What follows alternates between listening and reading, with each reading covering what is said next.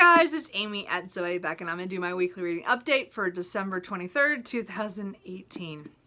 So, last week was really hard on me reading-wise. I don't think I really made a whole lot of progress on much things. I did finish, well, it looks like 6 things, but it's not that incredible, I guess. I just didn't, I'm in the middle of reading something that is taking me a little time, but it was just such a long week. The full week before holidays, because I get Monday and Tuesday off this week and next, which is awesome, although I don't get paid for the Mondays, but I get paid for the holiday, but not the day before. We're just shut down, and I don't want to waste my sick time or vacation time for next year, so I'm just taking the financial hit. But it's really nice to get 4-day weekends. I don't get them very often, so it's pretty awesome. So I'll get 2 in a row. Of course, this weekend I'm spending it all cleaning because my family's coming. Anyway, so, but this week I didn't read a whole lot during the week. I think I watched, with BookTube being Vlogmas going on, there's so much to watch. I am nowhere near caught up on everybody, and it's just so much stuff going on. So anyway, I didn't read a whole lot, but I'll just go through that. As I said, I did finish 6 things, but not a whole lot of reading going on. That sounds really wrong when you say that, but I'll explain. So the first thing I finished and read on Sunday was Bibliophile, an illustrated miscellany. I don't know how you say that word, guys. I don't think I've ever said that out loud. By Jane Mount. She's an artist who is really good at drawing spines of books off bookshelves.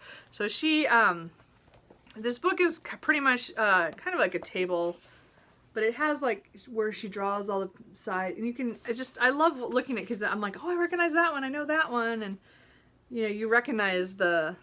And then there's a lot of stuff about different, she has a lot of stories about writers and other people, and then they have like bookstores and stuff. So it's really about books.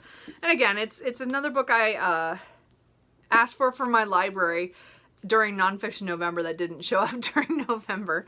So I just thought I went ahead and read it that night. It was a great, it was really a good, there's a lot of good stuff in here. Again, it's mostly, I love the fact that she draws, like as I said, the spines. It's just a really interesting talent to have, and I just think it's interesting because I guess she was like, she's commissioned for people to draw spines of their favorite books and stuff. So I just think that's just so weird.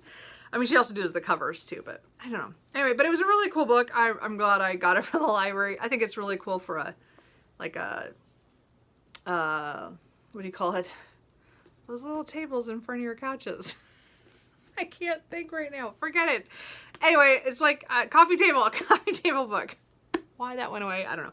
Anyway, I think it's really cool. If anything, get it from your library and look it through and decide if you like it. But I think it's really pretty. Again, I've seen them at Barnes & Noble too, and it's really a pretty book. Then last night I wasn't feeling like reading a book. I just didn't feel like it. So I decided to read some of my manga. So I reread Fruits Basket and Other, Volume 1 by Natsuki Takaya. And I'd read this when I got it back in August, I think. It was around there. July or August it came out when I found out that this was a thing. Anyway, and then I got the second volume in November, but I hadn't had time to read it yet. And I wanted to reread this one. So I knew I had to read them. I wanted to read them together. So I read these both last night just for the fun of it. And again, this is the second series of the Fruit Baskets. This is like their kids. So many years later from what took place in the first series. And again, it was about a cursed family and how a girl kind of gets wrapped up in their whole world. It's kind of funny. And again, it's very high school drama, but I like these because there's a fantasy element. Just, these ones not so much. This is more social, and it's really cute. I do like this one. It's definitely different from the first series, but I'm really enjoying that. And I hear there's only one more volume. I believe there's only going to be a third, and then we're done with that one. And I'm kind of sad because again, I love that world. Anyway, so I love that. And then I finished 2 I got from the library. It's the same author, and this is Lizotte and the Wizard's Forest, or Witch's Forest. So I got 2 and 3. So, and these are more fantasy, like other kingdom, you know, a woman is banished from her homeland because her brother, something's going on with her brother, not sure. He's taken over, and she's sent out here, and she's next to a forest, which is a witch forest, which has witches inside of it that no one wants to be near it, but she's forced to be there because she's in exile. And there's kind of some back stuff that happened to her before her exile that's coming forward, and then just the people around, and it's not crazy. This one's actually hilarious. I mean, it's just, I laugh half the time because they're just, people are crazy, and then they get all serious, and they'll be crazy again. And she's this writer, author, artist, Nasuki Taikaya, I think. So anyway, she is, again, with Fruits Basket is the same way. I just love, it's always like serious and then it goes crazy. It's fun. I think I really enjoy it. So, and then the only other thing is I finished this morning an audiobook was Harry Potter and the Sorcerer's Stone by J.K. Rowling. So I just recently got the audiobook. Everybody had been raving about the audiobooks for years, and I just hadn't felt I wanted to do a reread of the Harry Potter series recently. It just suddenly came up that I wanted to do one. And I thought, oh, well, I'll listen to it because, I have them. I've read them a couple of times over the years, and I haven't in, well, probably 3 or 4 years at least. I don't know, might be even longer than that. But so I thought, oh, I'll just listen. So I listened to the first book this week, narrated by Jim Dale, and it was really good. I really enjoyed it, and I will definitely be picking up the Chamber of Secrets pretty soon, probably with my Audible point when credit when I get it. But I really enjoyed it. It was just, I remember a lot of it because I've seen the movies a lot of times too over the years. And again, I've read this many times. Again, whenever a new book would come out, you read the whole series again. Anyway. Point is that it had been a long time since I revisited that series, and it was just fun. I was just, again, I'm older than a lot of people who that grew up with that. I was in my 20s when that came out, and I actually bought the first 3 books because my mother worked at a middle school library, and she wanted more copies, so she had me go buy them at Costco, and the first 3. So I read them. Because you told me to read them, and then I donated the 3 to the library so that they would have more copies for the kids. So I always think I did my part, because I did that I think I did that almost through to the end. I don't think I did, I know I did it for the first 4 books, and I think after that she retired, but it was or we stopped doing that. I don't remember what happened. I think I donated books after that. I don't know. Anyway. Okay, I'm ranting here. Okay, what's just going on? So the book that has been good, but I just have not been reading a whole lot is Three Musketeers by Alexander Dumas. This is translated by Richard Pavare. I'm really enjoying. I finally got past where I'd read, so I reread it.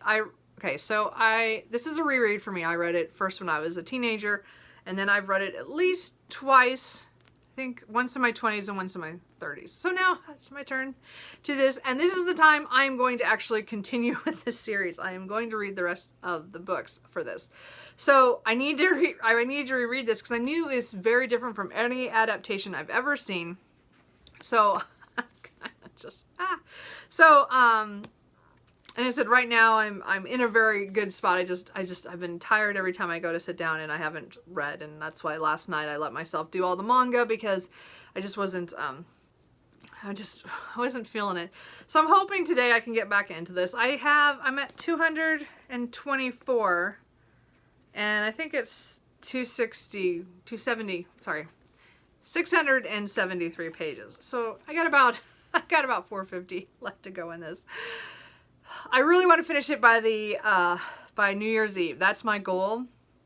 And to do that, I have to read at least, I think I figured out I had to read like 50 to 60 pages a day and if I skip Christmas, then I have to make sure I have to read, you know, 70 or 65 pages or something. So I don't know, something between 50 and 65 I have to make sure I hit. So I'm gonna try. As I said, the last couple nights I've not read it, so I took a break. So now I'm gonna hopefully dive back into this, and I really am enjoying it. It's not a slow read. It's just, as I said, I think my eyes are just super tired. This last week was just hard on them, and I think it's because I was staring at my computer, you know, all those hours, and I was just more at my computer than normal because I was trying to get everything lined up for next week and because of all the things happening. So anyway, so I'm figuring I'm going to read that into this week. And then the only other book that I think I'm going to pick up is How to Be a Good Creature by Cy Montgomery.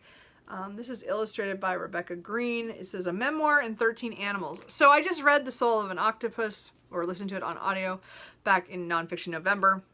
And so I ordered this from the library right away because it was new. And it's kind of short, and it's talking about, there's like illustrations, I guess 17 creatures that she has a history with to tell her story. And again, she's somebody who goes out and for scientific research and things to do certain like experiments and tracking and that kind of stuff with different animals. And of course, again, her octopus, Soul of the Octopus was just a gorgeous book. I really, really enjoyed that. So this is 13 tales. I figure I can read a chapter a night if that's what I feel like, or I can read a couple chapters in a night. It's really quick, and it's only 200 pages, and I just figure it's due on Sunday, next Sunday. So I do need to read it if I want to get that done.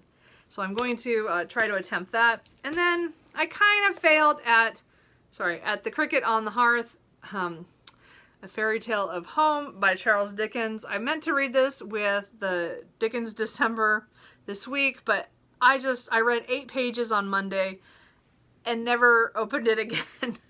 So it's like 60, I don't even know how many pages it was. It was like, yeah, it's like 67 pages, and I just could not get, the beginning kind of threw me off. So I don't know. I'm hoping that I can kind of eke that out sometime this week just to finish it off, since I did put it on my Goodreads and I was reading it. So anyway, that's the books that I read, what I'm in the middle of, and what I'm thinking I'm going to read in this next week. So anyway, how was your guys' week? Are you guys all having to clean your houses too? I'm not looking forward to this. I mean, I've done a little bit. I have about half to go still, and I just hate to clean. Oh well. Anyway, if you don't see me again, I hope you guys have, if you have days off from work, I hope that works are happy holidays for whatever you celebrate or don't celebrate. And I will talk to you guys later. Bye.